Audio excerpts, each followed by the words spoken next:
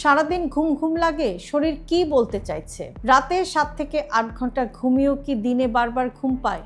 অফিসে, পড়ার টেবিলে বা গাড়িতে বসেই চোখ বন্ধ হয়ে আসে। এটিকে শুধু আলসেমি ভেবে এড়িয়ে যাবেন না, কখনো কখনো এটি শরীরের একটি গুরুত্বপূর্ণ সংকেত হতে পারে।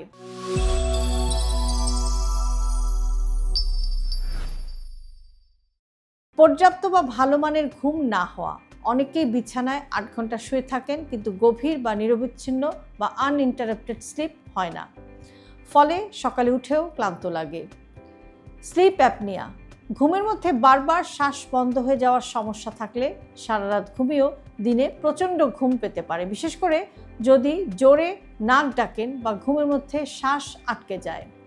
রক্তশূন্যতা বা থাইরয়েডের সমস্যা, আয়রনের ঘাটতিজনিত রক্তশূন্যতা বা থাইরয়েড হরমোন কমে গেলেও সারাদিন দুর্বলতা এবং ঘুম ঘুম ভাব হতে পারে।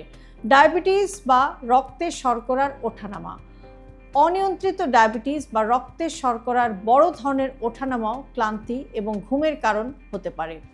কিছু ওষুধের পার্শ্ব প্রতিক্রিয়া, অ্যালার্জির কিছু ওষুধ, ঘুমের ওষুধ বা অন্য কিছু ওষুধ খেলে দিনের বেলায় ঘুম পেতে পারে বা দিনের বেলায় ঘুম আসতে পারে।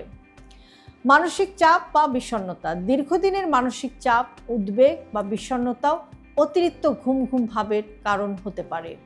কখন চিকিৎসকের কাছে যাবেন? যদি প্রতিদিনই অতিরিক্ত ঘুম পায়, কাজে বা গাড়ি চালানোর সময় ঘুম চলে আসে, জোরে নাক ডাকার সঙ্গে শ্বাস প্রশ্বাস বন্ধ হওয়ার লক্ষণ থাকে, ওজন কমে যাওয়া, জ্বর বা অন্য কোনো অস্বাভাবিক লক্ষণ থাকে, তাহলে অবশ্যই চিকিৎসকের পরামর্শ নিন। সহজ করে বললে, দিনে ঘুম পাওয়া সবসময় অলসতার লক্ষণ নয়। অনেক সময় এটি ঘুমের সমস্যা, হরমোনের সমস্যা, রক্তশূন্যতা বা অন্য কোনো রোগের ইঙ্গিত হতে পারে। কারণটা খুঁজে বের করাই সবচাইতে গুরুত্বপূর্ণ। আপনার কি প্রায়ই দিনের বেলায় ঘুম পায়? কমেন্টে লিখুন হ্যাঁ কিংবা না, অথবা মাঝে মধ্যে ঘুম পায়।